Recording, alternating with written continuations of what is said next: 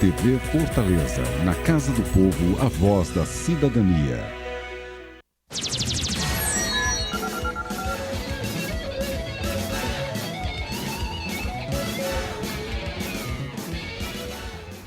Parece que estamos perdendo rumo. Ou será exagero da mídia e de espaços de discussões como as redes sociais? Eu falo do Brasil. Embora a estabilidade econômica das 2 últimas décadas tenha trazido milhões de brasileiros para a faixa de consumo, a instabilidade social, para muitos, bate à nossa porta. E tudo isso acontece em 2014, ano de eleições, de Copa do Mundo e do encontro aqui em Fortaleza dos BRICS, o Clube dos Emergentes. Para refletir esta nossa sociedade cheia de desafios, vamos compartilhar ideias com a cientista política Carla Michele Quaresma. Professora Carla, muito obrigado por compartilhar suas ideias conosco hoje aqui. Eu que agradeço. Dá para entender melhor o atual Brasil através das ciências políticas? Claro, o Brasil, nesses últimos anos, nessas últimas 2 décadas, conseguiu consolidar a sua economia, né? Nós temos hoje um cenário de estabilidade econômica que é extremamente positivo para o país e que foi construído a duras penas, né? Houve um sacrifício muito grande dos governos, porque a gente teve uma diminuição na época do governo Fernando Henrique Cardoso de repasses de fundo de participação de estados, de municípios, então houve um sacrifício muito grande da sociedade para que a gente pudesse cortar gastos e garantir, assim, a estabilidade econômica, que era um anseio da sociedade brasileira, né? Durante muito tempo, o brasileiro se ressentiu do fato de não ter clareza em relação a preços, em relação a consumo, né? O salário sendo completamente devastado por causa de uma inflação galopante. Então, nós temos que nos orgulhar, né, de hoje termos uma situação de relativa estabilidade. E aí, depois do governo Fernando Henrique Cardoso, né, que nos oportunizou esse momento de estabilidade, nós tivemos o governo do PT, do presidente Lula, que conseguiu distribuir melhor a riqueza, né? Inegavelmente, foi um governo que conseguiu fazer com que determinadas parcelas da sociedade ascendessem, né, garantissem uma situação de consumo para gerar bem-estar, para gerar conforto, né? Obviamente que é necessário que numa sociedade capitalista os indivíduos possam usufruir do que essa sociedade produz, né? Então nós temos avanços muito significativos nessas últimas 2 décadas, né? Realmente o Brasil hoje é um país consolidado do ponto de vista democrático, né? Nós estamos vivenciando o nosso maior período de democracia sem rupturas, né? Os brasileiros estão se acostumando a ir às urnas, a escolher os seus representantes. Hoje nós temos uma situação privilegiada de liberdade de imprensa, de informação, então as pessoas hoje estão muito mais atentas ao que acontece no âmbito da política. Nós temos hoje instrumentos de participação social, instâncias representativas da sociedade, como o Ministério Público, que tem desempenhado uma função importante no sentido de controlar esses gestores da máquina pública. Então há uma série de avanços e realmente a gente tem nesses aspectos muito que comemorar, né? Significa dizer que a situação do Brasil hoje é a ideal? Não, né? Nós ainda amargamos dados, sobretudo na região nordeste do Brasil, que nos entristece, né? Nós temos ainda uma população, o nordeste brasileiro concentra a maior população de pessoas que vivem na extrema pobreza, né? Nós temos no nordeste brasileiro estados que têm o maior índice de mortalidade infantil, né? E de crianças que estão morrendo porque não têm o mínimo, né, que é uma água de qualidade, que é uma alimentação de qualidade. Então, há desafios muito grandes que ainda precisam ser superados, grandes desafios de desenvolvimento de infraestrutura desse país, né? Nós ainda temos um custo Brasil muito alto, ainda é muito difícil se produzir no Brasil, isso gera uma série de complicadores, inclusive do ponto de vista do emprego e da renda do brasileiro comum. Então, ainda há desafios que nós precisamos vencer. A questão da segurança pública, que hoje preocupa muito a sociedade, que muito provavelmente vai ser tema dessa campanha, nessa eleição que é quase geral, né? Nós vamos às urnas esse ano para eleger aí vários representantes. Então, há muitos desafios que nós ainda precisamos enfrentar. Sobre esses desafios, professora, o cineasta Arnaldo Jabor, na sua coluna no jornal o Globo, do Rio de Janeiro, ele escreveu um texto que eu achei bastante interessante. O título, "O Brasil está com ódio de si mesmo". Ele levanta várias cenas que todos nós acompanhamos na mídia nos últimos dias, nas últimas semanas, né, casos até de barbárie. Né? Vou citar apenas um deles que estava lá na relação do Arnaldo Jabor, que é ônibus incendiados com população dentro. Os passageiros dentro e as pessoas jogando coquetel molotov dentro de um ônibus com as pessoas dentro. Dentre outras coisas que nós acompanhamos nos últimos dias aqui no Brasil. E ele faz esse questionamento. Nós, brasileiros, sul-americanos, sempre fomos lembrados, conhecidos e reconhecidos lá fora, e até por nós mesmos, como pessoas alegres, pessoas acordadas, pessoas ternas. Né? Existe sempre aquela imagem da ternura na América do Sul, nos trópicos, no brasileiro. Nós estamos perdendo isso, professora, diante desses fatos que invadem a nossa casa através das mídias? Essa figura do homem cordial, né, como um tipo ideal do que é ser brasileiro, ela foi discutida por Sérgio Buarque de Holanda no livro Raízes do Brasil, essa é a nossa grande referência.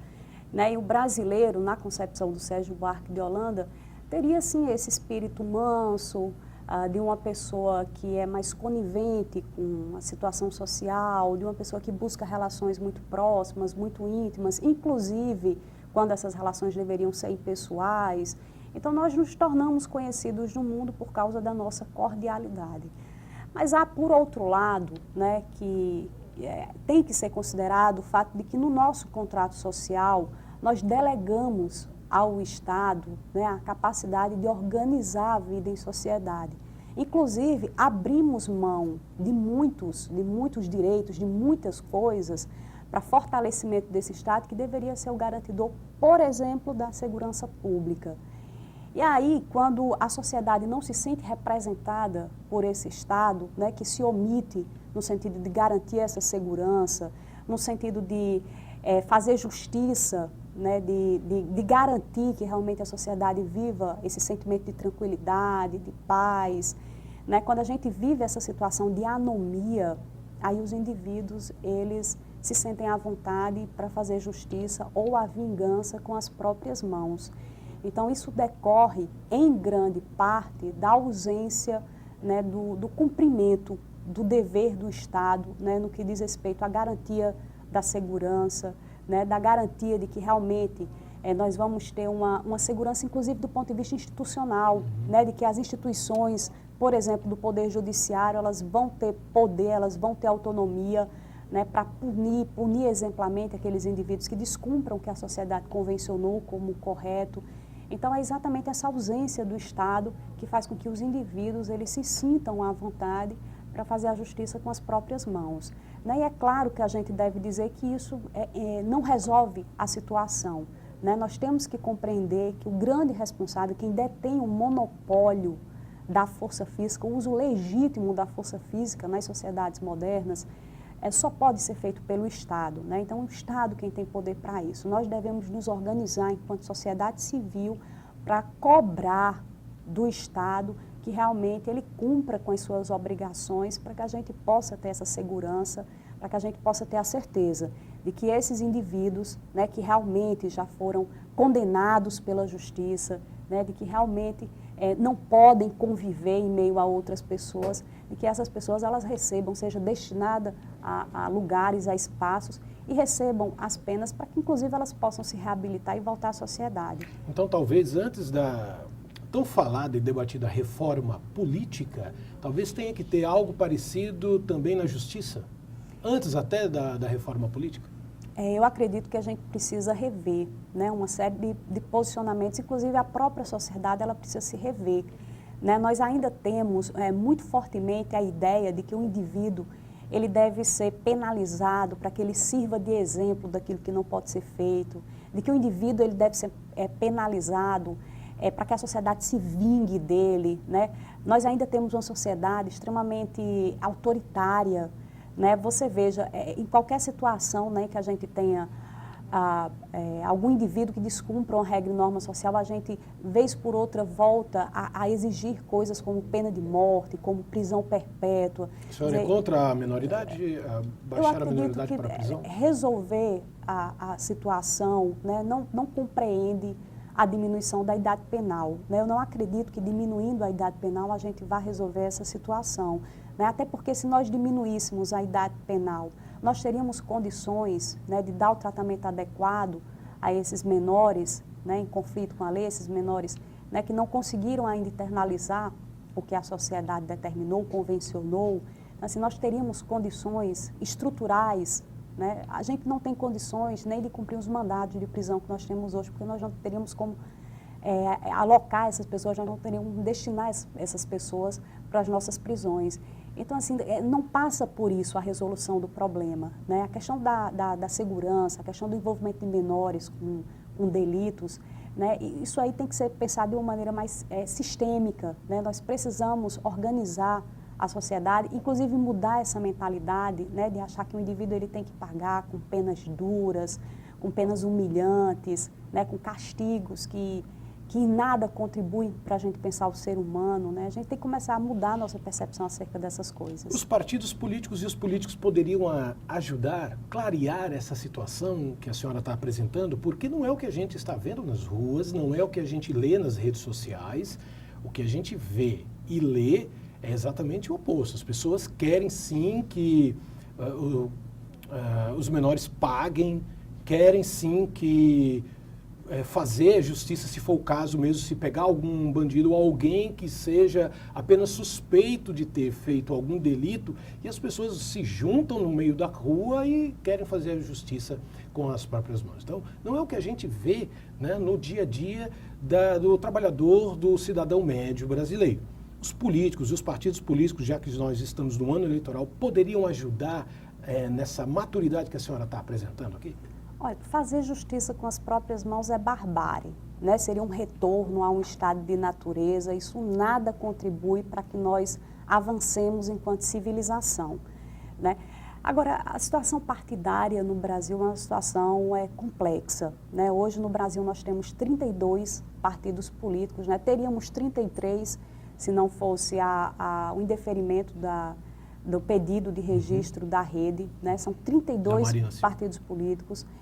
Então, a quantidade muito grande de siglas que divergem muito pouco, que se diferenciam muito pouco em termos programáticos, em termos ideológicos, né? Nós temos alguns partidos no Brasil que têm cara, né, que são partidos que, inclusive, do ponto de vista do programa, eles se definem, né, como partidos ou partidos mais liberais, né, que pregam um Estado mínimo, um Estado menos interventor, né, que o mercado realmente tome conta da sociedade, né, e o Estado seria somente um regulador dessa atividade econômica. Até partidos que compreendem que o Estado tem que ser forte, o Estado realmente tem que ser provedor, tem que intervir na sociedade de maneira mais ampla.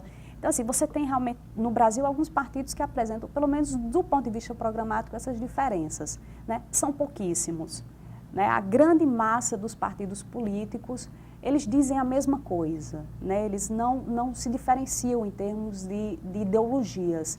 Isso é muito ruim, né? Porque nós vivemos, e é assim que a nossa legislação entende, numa democracia de partidos.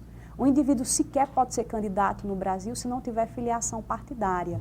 E os partidos são pouco orgânicos, né? Nós temos muitas siglas, inclusive, que são criadas para atender interesses privados, né? De um indivíduo, por exemplo, que não está satisfeito com um determinado grupo político e aí cria uma outra legenda, porque a legislação permite, inclusive, que haja a migração de alguns que possuem mandatos sem comprometer o mandato, né? Então, há essa situação, que é uma situação complicada, e os partidos não têm organicidade, né? A gente não vê, por exemplo, os partidos atuando, né, no sentido de garantir uma maior conscientização da sociedade, de mostrar, né, realmente quais são os seus propósitos, as suas ideias.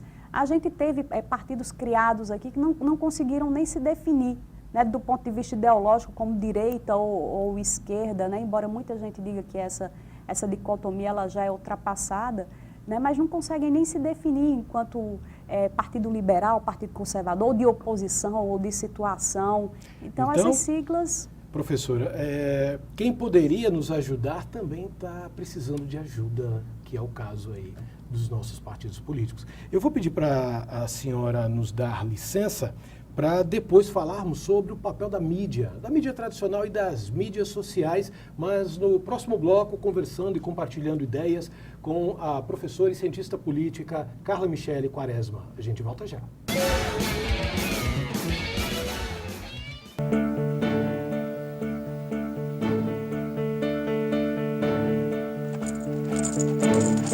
Todos os anos, milhares de brasileiros pegam dengue, uma doença séria que mata muitas pessoas. Mortes que poderiam ser evitadas com ações simples. Dengue. Se você agir, podemos evitar. Cuide da sua casa, fale com seus vizinhos, converse com a prefeitura. Ministério da Saúde. Brasil, um país de todos. Voltamos compartilhando ideias com a professora e cientista política Carla Michele Quaresma. Eu deixei no bloco anterior uma pergunta que é sobre a participação, a importância das mídias, tanto a tradicional quanto as mídias sociais, nesse processo de maturidade política e da atual sociedade que se desenvolve no Brasil. Professora, quais são os papéis? A imprensa, de uma maneira geral, sempre cumpriu uma função importante, né? Desde a época, e aí tem um autor dos anos 60, o Habermas, que escreveu um livro intitulado Mudança Estrutural da Esfera Pública, em que ele cita as fases de desenvolvimento da imprensa, né? E tem um momento que corresponde à segunda fase do desenvolvimento da imprensa. Ela foi imprescindível, né, para que a classe burguesa ela pudesse se informar, se inteirar dos assuntos de Estado, que até aquele momento eram assuntos secretos, isso aí eu estou falando do século XVIII, eram assuntos secretos, eram assuntos privados, né, não existia o princípio da publicidade como nós temos hoje, e a imprensa, que era uma imprensa partidária, né, mas isso era muito claro, né, o jornal ele se definia como defensor de ideias liberais ou de ideias conservadoras. Então, esse jornalismo literário ele foi imprescindível, né, para que a classe burguesa, que era o povo da época, pudesse se informar e participar dos assuntos políticos, né, se inteirar sobre os assuntos de Estado. Então, a imprensa ela sempre teve um papel fundamental, assim, no sentido de gerar a informação necessária para que as pessoas possam, inclusive, formar a opinião. Mas aí o próprio Habermas ele vai dizer que o terceiro momento da imprensa já é o momento da massificação, né, em que essa imprensa ela vai gradativamente perdendo, né, essa discussão mais aprofundada de temas sociais, de temas políticos, porque ela vai se voltando ao grande público, ela vai se tornando cada vez mais superficial. E essa imprensa superficial ela não ajudaria, né, as pessoas a formar opinião, porque ela não trabalha a questão dos enquadramentos interpretativos plurais, que são imprescindíveis para que as pessoas possam formar uma opinião, né? Tem um estudioso brasileiro, professor da UNB, que lançou um livro sobre televisão e democracia, né? Ele disse assim, impressionante, ele analisou 2 programas da Rede Globo, né? Um programa jornalístico e um programa de entretenimento, e ele chegou à conclusão de que as telenovelas, elas contribuem muito mais para o debate, porque apresentam esses enquadramentos interpretativos plurais, do que um telejornal, né? Que apresenta informações extremamente superficiais. Isso não permite às pessoas, de fato, discutir e formar a opinião, né?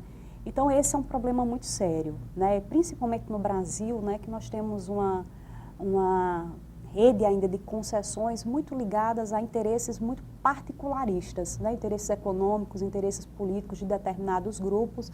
Isso acaba criando um obstáculo muito grande para que a gente tenha uma informação que, de fato, consiga, né, fazer com que as pessoas discutam a sociedade, né? Agora, é claro, nós avançamos muito, né, no sentido de garantir a liberdade. E aí eu acredito que, em relação a essas novas mídias, nós temos um potencial muito grande, né, porque os indivíduos eles podem produzir a informação, compartilhar a informação, né, essa informação ela se torna mais disponível, inclusive nos contextos os mais longínquos, nos tempos os mais remotos. E uma outra coisa importante também, né, essa possibilidade de construção em rede, que faz com que os indivíduos eles comecem a compartilhar gostos, preferências e garante, inclusive, encorajamento, né? Nós tivemos, a exemplo disso, as grandes manifestações que ocorreram no ano passado, né? No período da Copa das Confederações, né, os brasileiros eles foram às ruas, ocuparam o espaço público e essas manifestações elas começaram a ser articuladas pelas redes sociais, né? Então, acredito que hoje a gente tem um instrumento em potencial de participação que é exatamente dado por essas novas tecnologias da informação.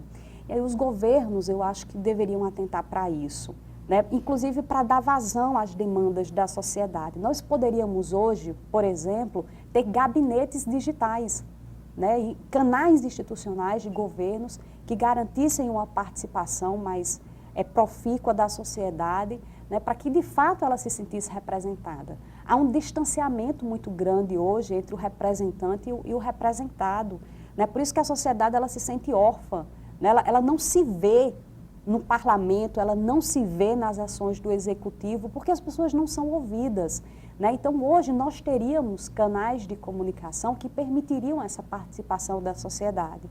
Agora, é claro, para que isso aconteça, né, isso que a gente tem chamado de democracia deliberativa, né, que é um aprofundamento da nossa democracia, obviamente que alguns obstáculos precisam ser vencidos, né?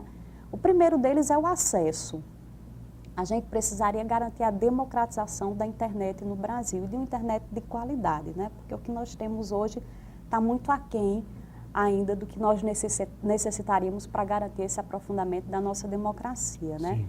E depois dessa democratização, a gente precisa gerar motivação correta, né? Nós temos no Brasil uma desqualificação continuada da política, né? Você em casa escuta que político não presta, que política é corrupção, é coisa de gente que quer se favorecer. Ou seja, o homem de bem quer Distanciamento da política. Porque você cresce num ambiente que está lhe dizendo o tempo todo que política é coisa que não presta. Então, isso, em casa você escuta isso, você liga a televisão e o político da novela é o ladrão, é o corrupto.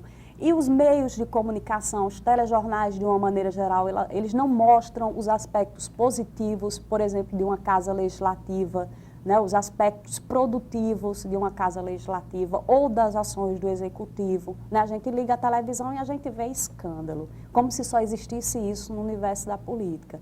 Então, há uma desqualificação continuada da política, né? Então, a gente precisa fazer com que as pessoas entendam, e aí eu achei maravilhoso você começar com Bertolt Brecht, porque a gente precisa entender que política é parte do nosso cotidiano, que o nosso cotidiano é regido por decisões políticas, né? O preço da energia que nós pagamos, o preço da cesta básica, o preço de uma passagem de ônibus, se nós vamos ter um posto de saúde funcionando ou não, se nós vamos ter uma escola de qualidade ou não, tudo isso passa por decisões políticas. Então a gente precisa... Os nossos filhos passam pelas decisões políticas. O nosso cotidiano é regido por decisões políticas. Não tem como fugir da política. Não há como. Então a gente precisa começar a entender isso e também se sentir cidadão, se sentir parte da cidade. Então, esse amadurecimento, né, da nossa cultura política, que também é condição para a participação, né? Então, eu falei que é necessário que a gente tenha uma internet democrática, de qualidade, que a gente tenha uma cultura política que nos possibilite a participação e, obviamente, um sistema de recompensas, né? O indivíduo, ele só se move se ele estiver indo para uma direção que vai deixá-lo mais confortável. Então, a gente precisa ter também, né, nessa possibilidade de construção de gabinetes digitais, um sistema de recompensas, né? Um indivíduo que, por exemplo, né, ele atua, né, garantindo uma contribuição, né, para a melhoria da sua sociedade, ele está ali participando de um gabinete digital, oferecendo propostas, ideias, ele precisa saber que tem alguém do outro lado que está lendo aquilo ali.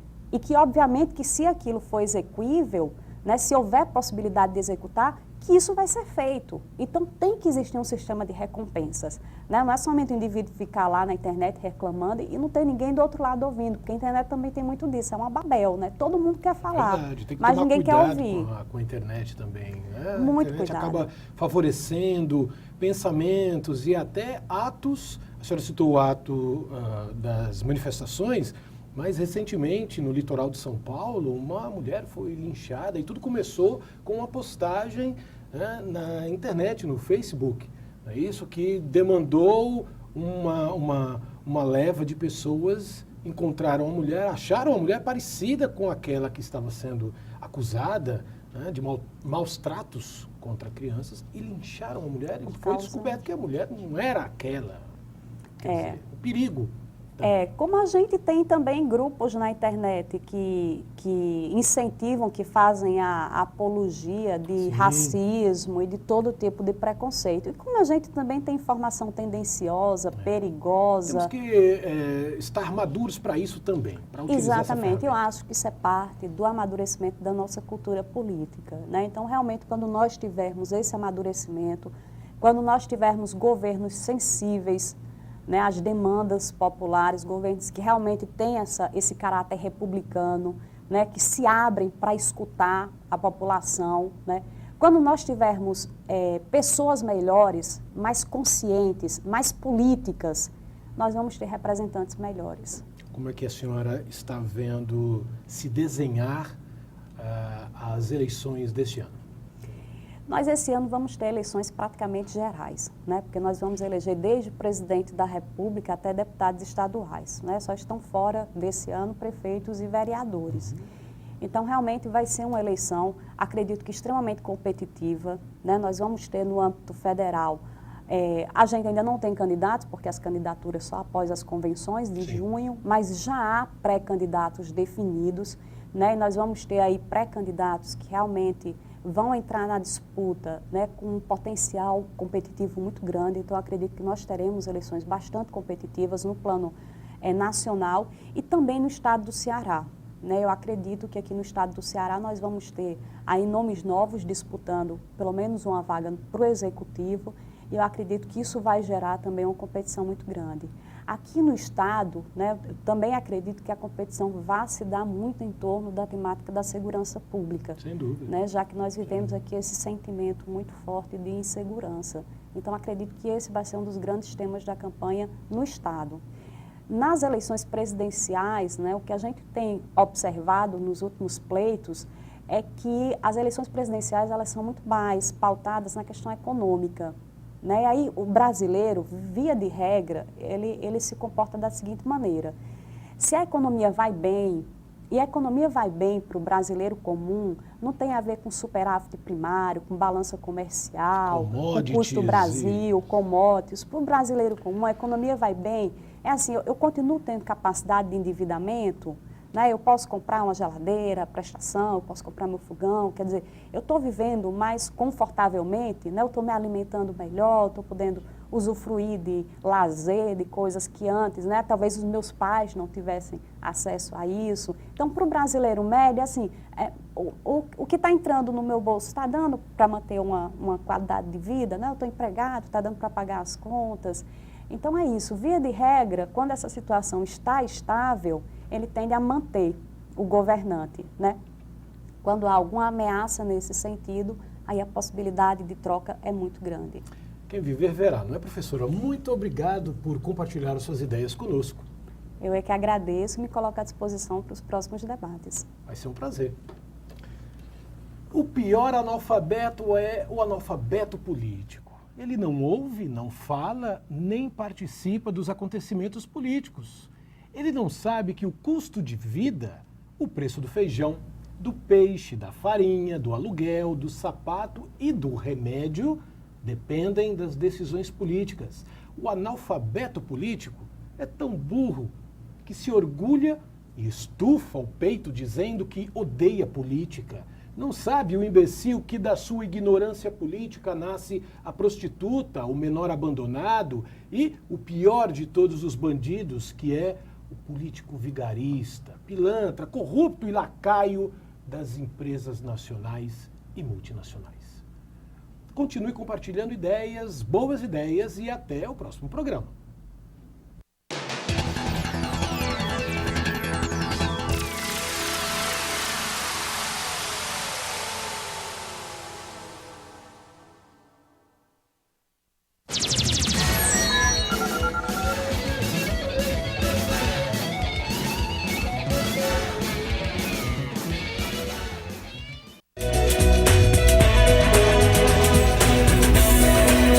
TV Fortaleza, na Casa do Povo, a voz da cidadania.